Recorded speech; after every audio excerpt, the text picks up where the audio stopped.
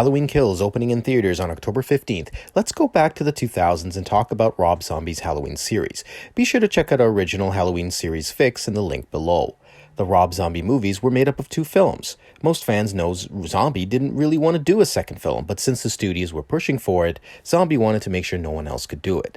The first movie wasn't so terrible. It was essentially a remake of the first Halloween film from 1978, but it also included a backstory of how Michael Myers became the cold killer as a child, his relationship with Dr. Loomis, and his escape from the asylum. The ending was also different, where Michael is killed by Laurie, or so we thought.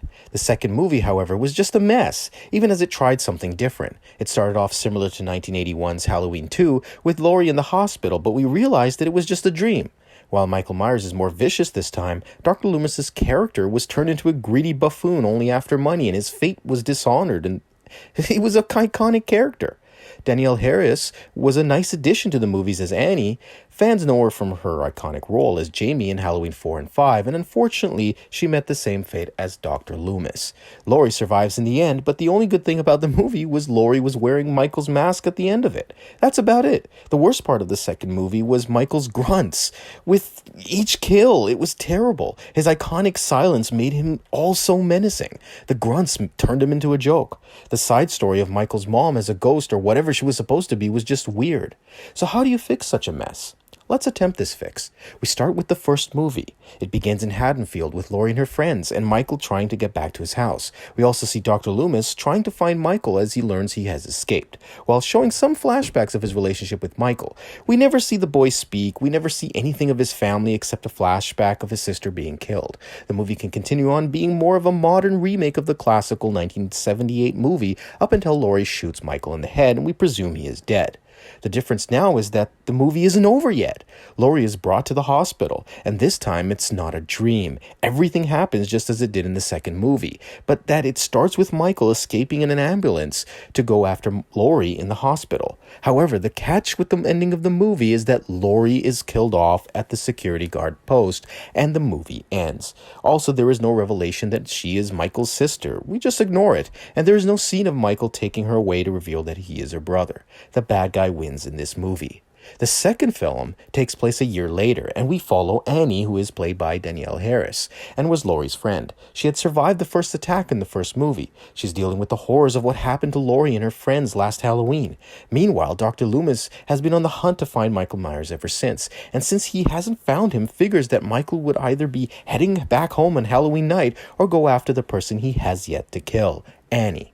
Loomis heads back to Annie to warn her, but her father, the sheriff, doesn't want to hear it, believing that Michael wouldn't dare set foot in town because his deputies are still on high alert, and they'll make sure they find him if they do.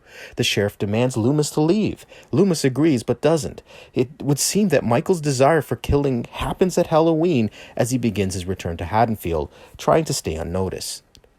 Annie has made new friends at a record store only to find them all slaughtered. She decides it's best to just leave Haddonfield, believing that Loomis was right all along and Michael was back. Meanwhile, the town is on high alert of mysterious killings throughout the day on Halloween Day, and the sheriff orders for a manhunt believing Myers is back, and he gets the help of some locals.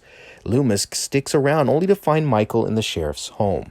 Loomis tries to tell him not to go after the girl, that it's best that he leave because they'll kill him. It's best he never return. Michael has a cold stare and rushes after Loomis, who drops through a window. Loomis is hurt as Michael tries to find Annie. Annie hitches a ride to get out of town, but the town is barricaded by the police. Her father takes her to the police station for protection, only to have Michael follow behind. And the scene many of us fans wanted to actually see in Halloween 4 happens here. Michael massacres several deputies at the station, both using stealth and being vicious with his last 2 kills. As Annie imprisons herself and keeps the key, shouting in a corner for Michael to leave, Michael tries to break through the cage till Loomis shows up and starts to shoot Michael constantly till he falls. Loomis takes Annie away from the station till Michael rises, weaker, but starts to follow them. However, the sheriff and some of the last remaining deputies and locals shoot Michael to his death, ending the movie and Michael's fate. Your thoughts on this concept? Like, comment, subscribe, and thank you for watching In the Plot.